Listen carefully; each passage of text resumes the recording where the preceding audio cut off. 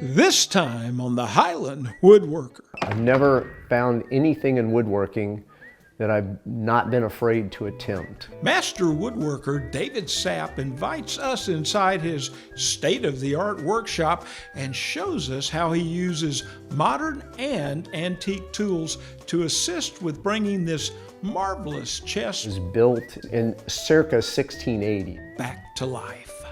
It's Tea Time with Popular Woodworking Magazine.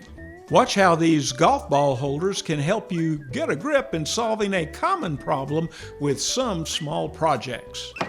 These stories and more, this time on the Highland Woodworker.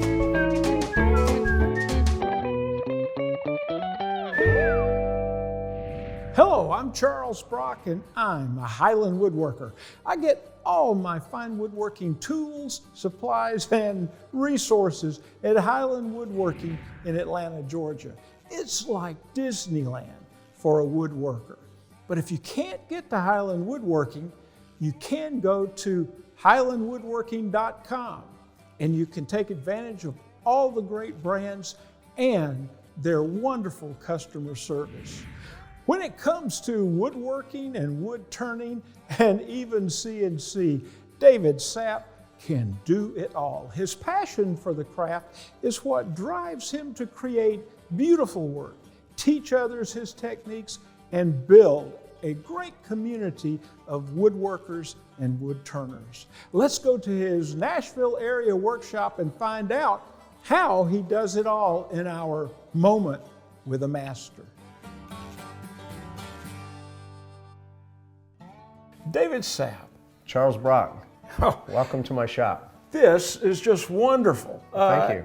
It looks like you do almost any kind of woodworking here. I see CNC, I see antiques, I see turning a massive amount of tools. You're David Sapp, the woodworker. Yeah, I've never found anything in woodworking that I've not been afraid to attempt. So just depends on, I don't specialize in any one thing. If somebody asks me, I tell them I specialize in making sawdust. Well, undoubtedly, you've always looked for opportunities. I mean, as a kid, you must have been kind of the same kind of guy developmentally. Yeah, you know, we always, we lived on a farm or we lived on some land. We had a shed. So my little brother and I would always find ourselves in the shed with a hammer and a nail, trying to make something. My grandfather was a carpenter, and we'd tag along with him, and he'd give us some bits of wood and a hammer and nails to mostly keep us out of his way. But we always liked to be doing something with our hands. Mm-hmm. I have the second circular saw that my grandfather ever owned. And it's the second saw because his first one got stolen. And the story was he drove up to the job site one day, and the house that they were building had a hipped roof on all four sides. Mm-hmm. So there were compound rafter cuts. In the late 40s, they would have cut those by hand. Wow. And Grandpa said, I'm not cutting those rafters by hand. So he went and bought his second Porter Cable circular saw. And I have that over there on the shelf as it's a constant reminder of Grandpa. Wow. Yeah. So.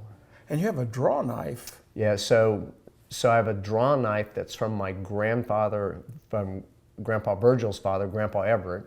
Mm-hmm. And it had stayed with, kind of stayed in the family through the years. And so I actually dug that draw knife out when I started making Windsor chairs because I needed a draw knife that was sharp. Yeah. And most of the draw knives you find at garage sales have been out in the the rust in the sheds, and they're not very sharp. But Grandpa Everett's was. It's an old W.C. Bailey draw knife that I can make. It can make wood go away in a hurry. So you had this desire to be a woodworker and do projects. What really launched you into, hey, I got to build a shop, and got you to this point? Yeah, so it started with the White Bunny memo holder that I made in Cub Scouts in 3rd grade, mm-hmm. and it became something that I enjoyed doing and always wanted to do. So and even though I had to provide for the family and, you know, and to put food on the table, I always had the shop going, and we always talked about how do we get into something you love. And they say if you love what you're doing, then it's not a job anymore. So we kind of approached it in that fashion, and then eventually found you know, our own tool business. And you know, my dad had been an entrepreneur and I was an entrepreneur, so we opened a tool business and never looked back. I speak from experience that you really have helped build a great community of woodworkers and wood turners in Tennessee. That's a very valuable skill. Yeah. We've been I've been a member of the TW since 2003, and have been part of almost every symposium that we put on. You know, held lots of positions within the club because it's a, you know, it's a great community of wood turners, and you know, you get to see a lot of stuff at the meetings. People bring work in to share at the meetings, talk about what they're doing. Ask questions, and I just really enjoy sharing my skills with the other people in the club as well. Today, you're working on a special project. Yeah, I have a chest in my shop that was built in circa 1680 is what we think. There's a chest that's very similar in the Boston Museum of Fine Art up in Boston. And it's dated back to that 1680 time frame. And all of the details on the chest that's in my shop and the chest that's in the museum are very, very similar. A maker named Tracy. So we're able to look at pictures of that chest to replicate the chest that we're working on there now. This guy is made almost exclusively out of chestnut. So all of the pieces are on here chestnut. Even, you know, the little piece of tape there holding a piece that's kind of getting ready to fall off. But so the chest was originally sold, taken to a shop that was going to be repaired. And so the repair guy there at that shop, Alan, stripped everything off of it that he thought wasn't original. So if he saw a saw mark on it, or he saw something that would have been too finely made, he just stripped it all off. So that's why there's a lot of pieces that are missing. And so if you come over here to the doors and you look at these doors, he actually took the door on the right here is just completely off the chest. And so we asked ourselves, why would he take that door off the chest and just leave it there? And then this other door, the door that's on the left, you can see that, you know, it's missing the moldings.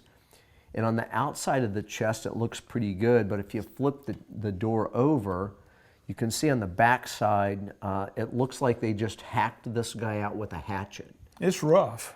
And then some of the other things that we looked at when we were comparing the two doors, so the door on the right only has a single pin.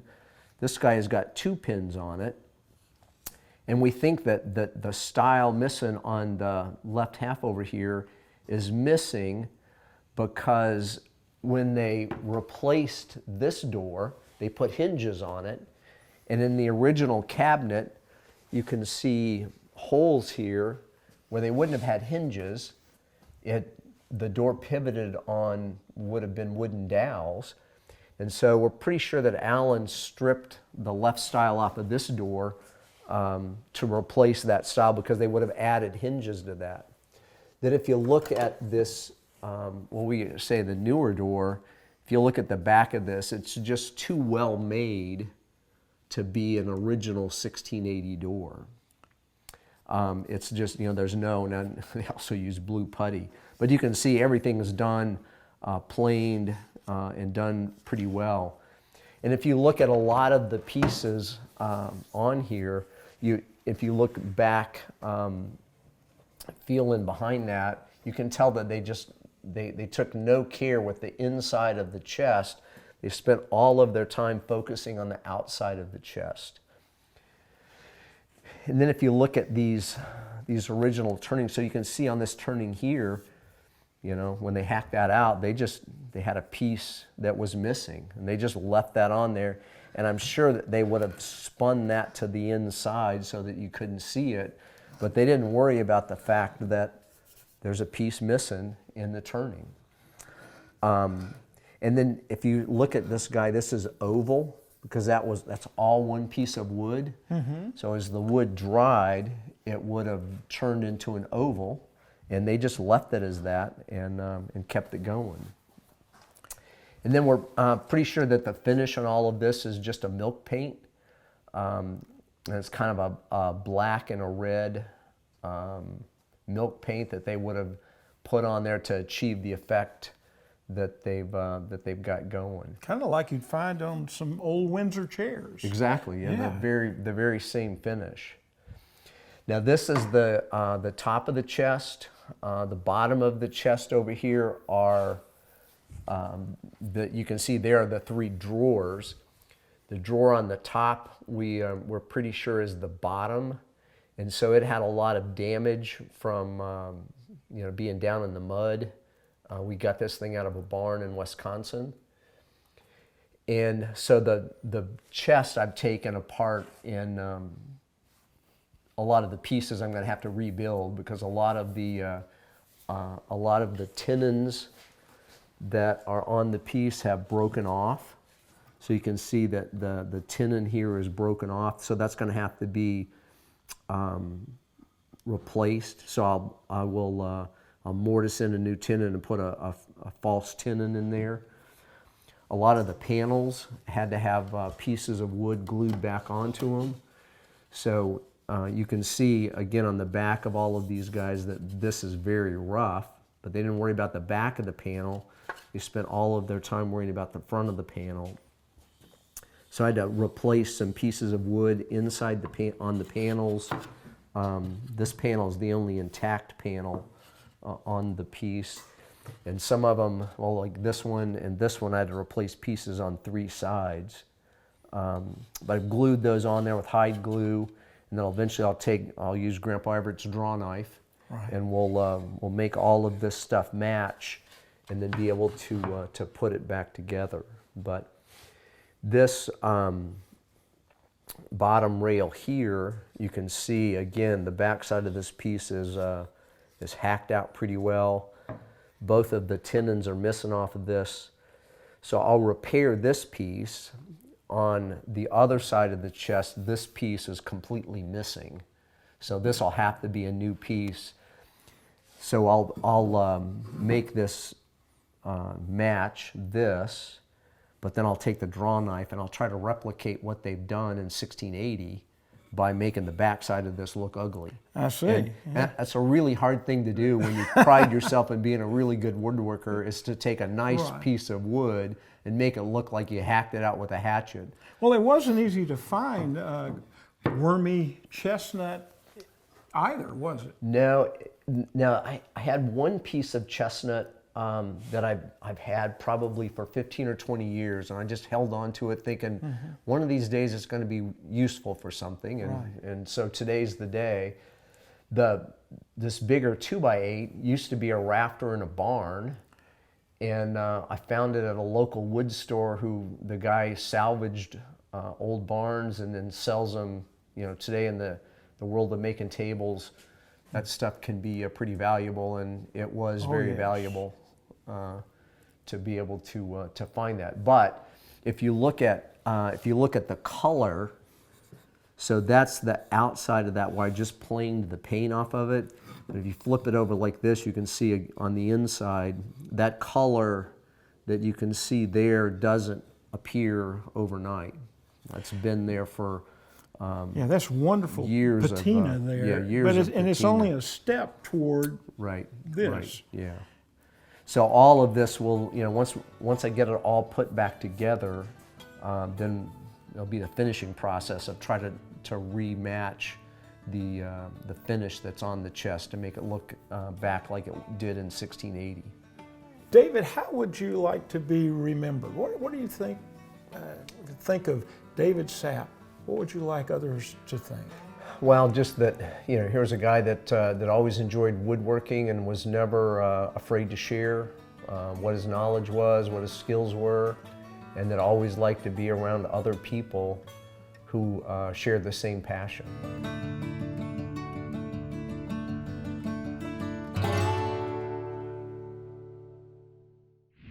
Later in the show, we'll head back to David's workshop for a special turning lesson. But first, see why Popular Woodworking Magazine's Tips, Tricks, and Techniques segment may have you searching your golf bag for some pointers. Don't go anywhere. You're watching the Highland Woodworker.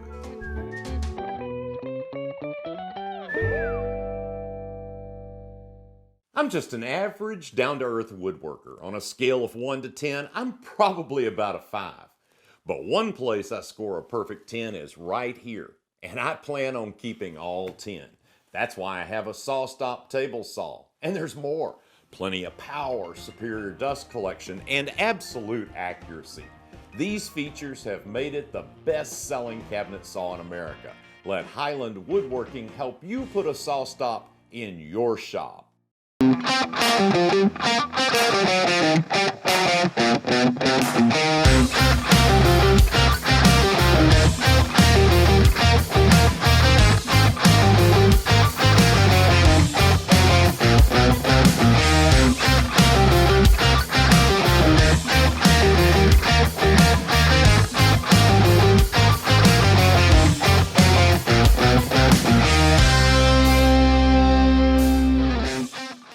Highland Woodworking stocks a wide selection of Rikon power tools, known for their innovative design and rugged durability. Highland has sold thousands of Rikon's industry-leading bandsaws with sizes to fit every woodworking need, from the compact affordable 10-inch model to competitively priced 14 and 18-inch models. Shop us also for Rikon's reliable planers, lathes, and professional low-speed grinder, all with an exceptional 5-year warranty. Rikon Power Tools. Whiteside Machine Company has been in business for over 30 years, providing customers with quality router bits.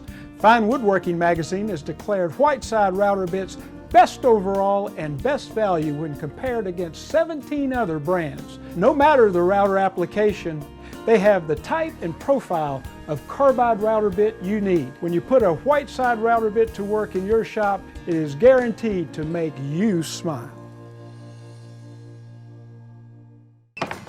Whenever you're ready to apply finish to a small project, the last thing you want to do is set the wet finish down right on your workbench or even on a piece of paper. What can happen is as the finish dries, it essentially glues the project in place. Then you have a mess that you just have to clean up.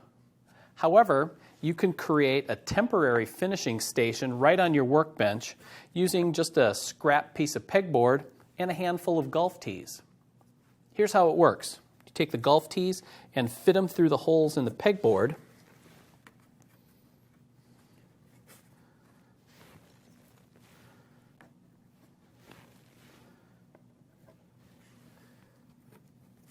Now when you set it back down, the pegboard stabilizes the golf tees and keeps them from flipping over.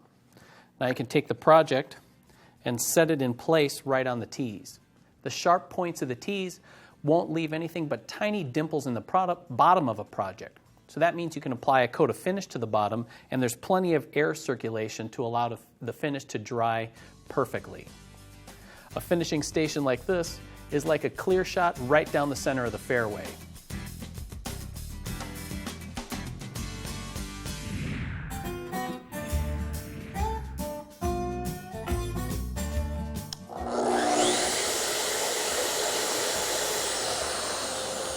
Well, I'm ready to cut.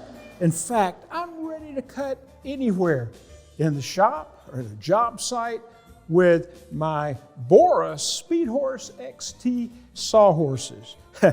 These are the Cadillac of sawhorses. Not only are they strong, they'll hold up to 1,500 pounds. They're so easy to set up and so versatile.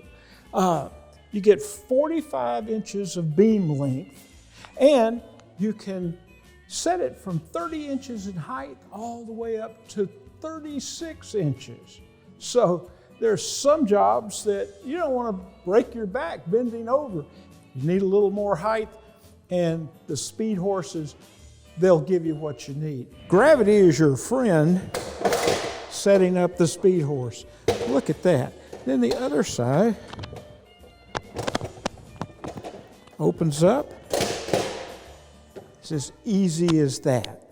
You can adjust the Bora Speed Horses, each leg in 1-inch increments, all the way up to that 36 inches. If you're on ground that is not level, you can drop the leg down or raise up the leg that you need to make it level. By adding some 2x4s or 2x6s, I can increase my work surface and even put a piece of plywood up here or just work at a higher level. The folks at Bora, they know what you need in your workshop or on the job site. Think of Bora Speed Horse XTs when you need a portable work surface.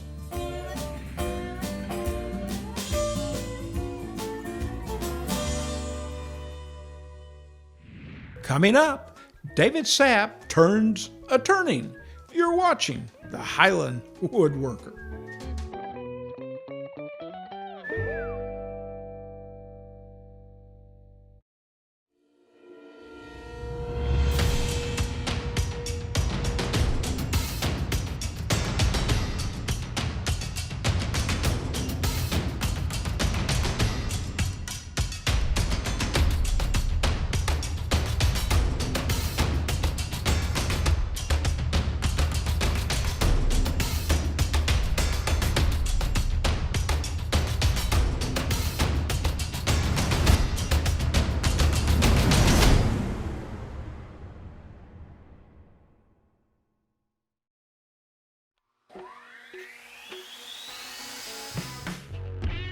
There's 4 words that Lee Tools lives by. 4 words that mean quality joinery to take your projects to the next level. Whether it's dovetails, box joints, or mortise and tenon. And we'll even help you clean up. Those 4 words: better tools, better results.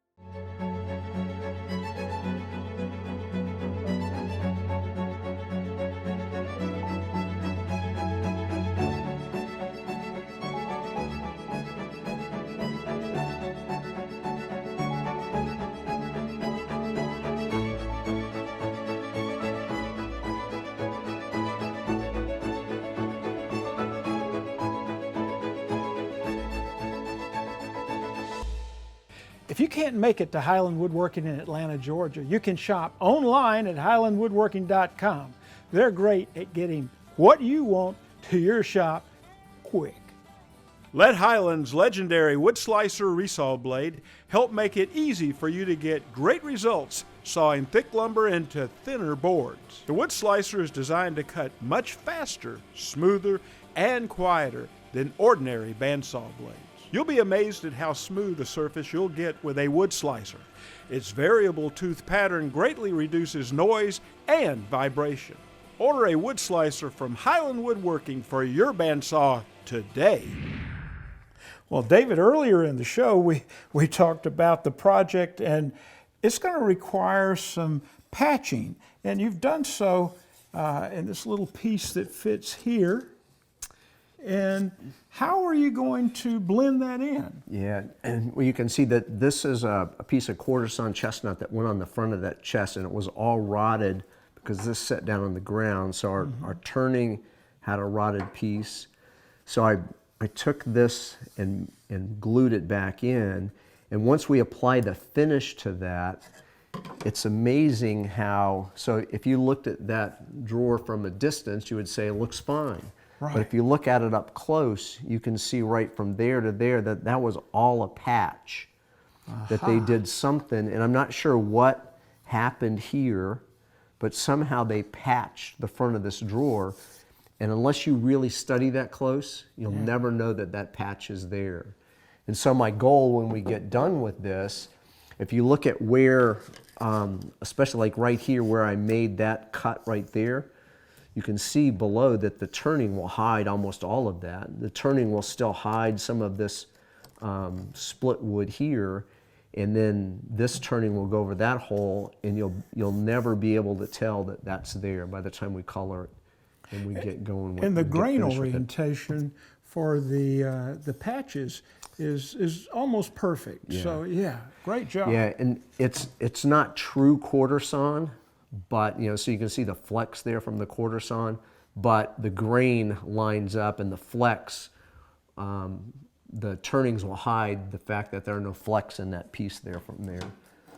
So, but we do need to go back now. So you've got this turning that's missing the lower portion of it.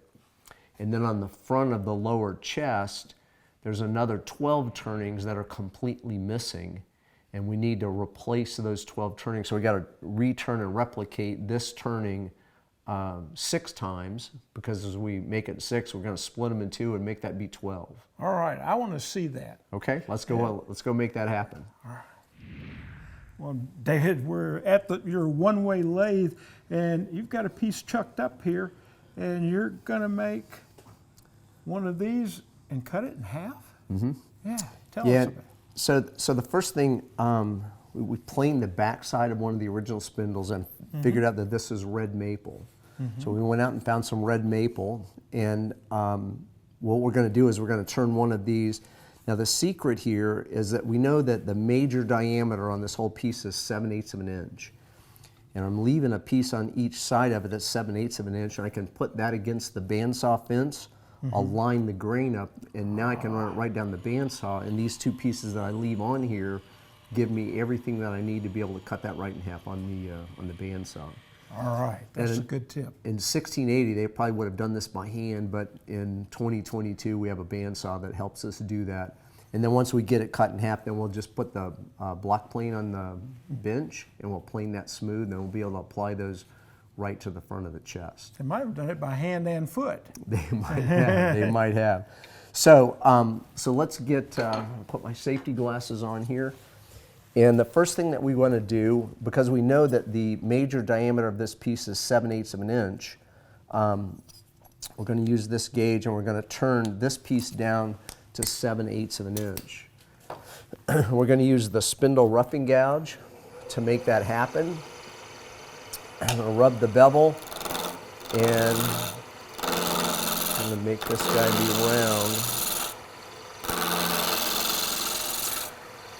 So all I'm doing here is knocking the corners off, always cutting downhill. And as I get the corners knocked off,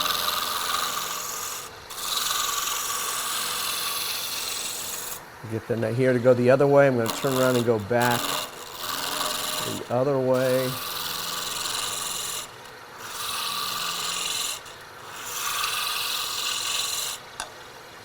Now, our goal here is now to get this down to 7/8 of an inch. And one of the things when we're turning, so there's my 7/8. I know that that is 7/8 of an inch. So that gives me a clue when I'm turning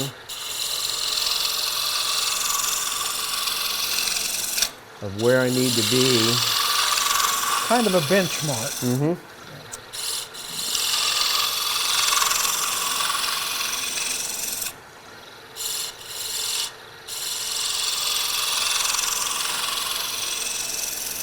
So now in 1680, they wouldn't have sanded any of this stuff. So I'm not quite there. Now what I'm going to do is I'm going to switch to my skew, because I want to make this look like it's not sanded. So if you look at this now, you can still see there's some lines in there and stuff like that. So we want to make it look to the point where it's not sanded. And the skew is basically the hand plane for the lathe. So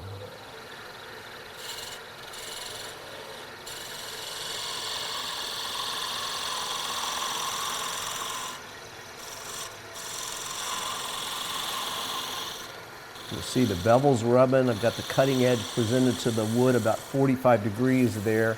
And now if you look at that cut, you can see that, and if you feel that, you're not going to improve on that finish much with sandpaper. There you go. So we need to double check that we're not quite at 7/8. So another little trimming cut. A little heavier on this end because we're a little fatter than 7/8 on this end. Okay, we're going to call that good. I took the pattern and I created a story stick just on a piece of poster board. So I'm going to put the story stick up against the spinning piece of wood, and I'm going to mark the major and the minor diameters on this.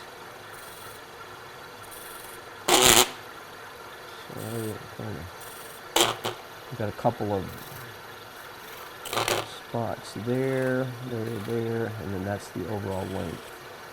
So that gives me all of my relative points that I want to work on as I get going. Now what I've got to do is basically create, I know that the major diameters on all these pieces are 7/8 of an inch. And I've looked at the overall spindle, made it 7/8 of an inch, so I don't have to mark any more major diameters, but I do have to mark a couple of minor diameters, one here, and then one at the end of the piece. So we're going to do that with the parting tool. So the first one I'm going to cut, I'm actually going to make just a cut at both ends. Make sure I don't get, and what this is going to do is going to define both ends for me. Then I've got a caliper set for this minor diameter right there. So I'm going to come right here, I'll hold the calipers over the top. I'm going to go in. Those calipers come loose like that. I have another caliper that's set for that diameter right there. And so here, so on the right side of the mark, I'm going downhill that way. And then on the left side, I'm going downhill to the other side of that. So I'm going to come just to the right of that mark. And I'm going to part in. That basically sets the right-hand side of that mark. And the other diameter that I need to mark is the width of my bead, which is on the top of this guy right here. So just on the center of that, it's the diameter of my bead. So now I don't need any more gauges. I just need to make the turnings go from there. So I'm going to use my skew. If you look at that, there are two lines. So they're the two score marks that we see on the original piece. Now from that score mark up, we're going to basically make a taper. And that taper goes from that first score mark down to the bottom of that piece that we had. So you'll notice that I can't just start at the slice that I made there and go to the bottom. That I have to take a little bit off each time to create that taper that goes down through there. Then I'm going to go through that part mark right up to the edge of that piece right there. So now that creates that taper that we've got going there. Now if we look at the piece there, so we have these two beads that we have to create there. Mm-hmm. So I need to take some of this wood out of the way, and I'm going to make a V cut. So I'm going to make a V cut right here, slice. Let me get some of this wood out of my way. And these minor diameters here are done pretty much by eye. So I can kind of look at that and see what I need to get going on there. So here's the other side of that bead right there. I'm going to do the same bead cut here.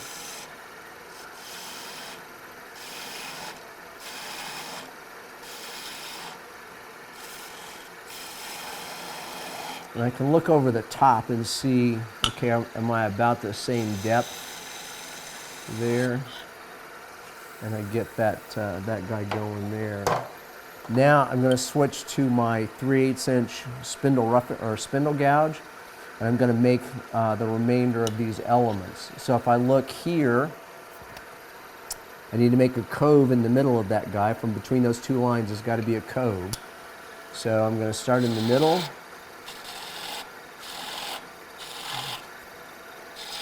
I'm going to make a cove.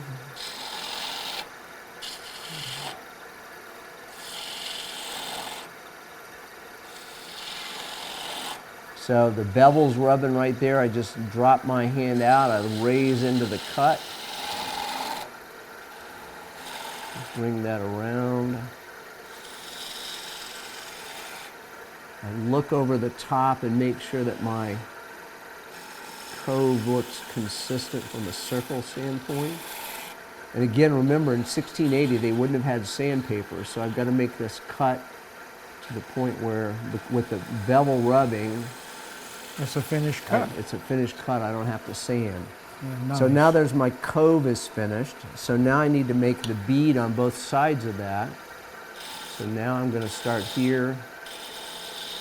I'm going to roll that bead on that side, right down into there. I'm going to come over here. I'm going to roll the bead on this side,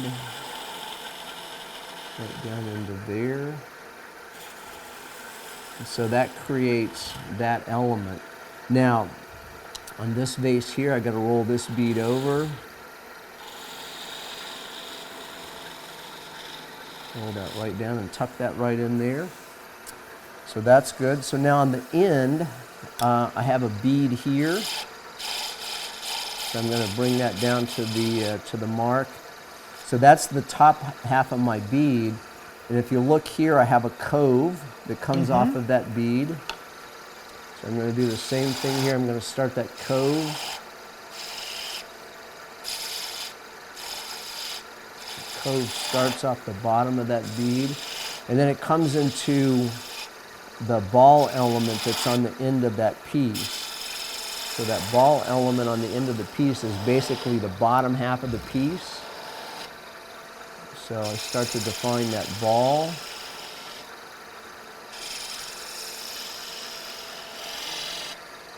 The ball comes back over this way, rolls into a cove, comes off the top of this bead, rolls into the cove, and then the other half of this bead gets tucked over into that side like that.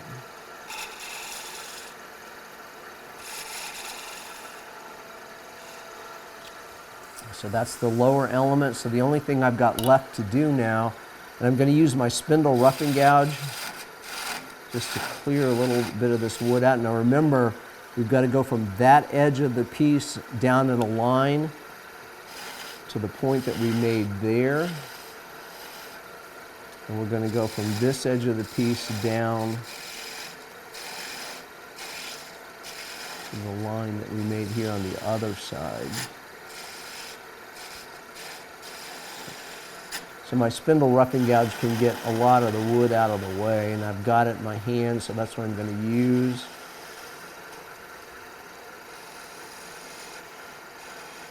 But to fine tune that, I'm going to use my smaller skew.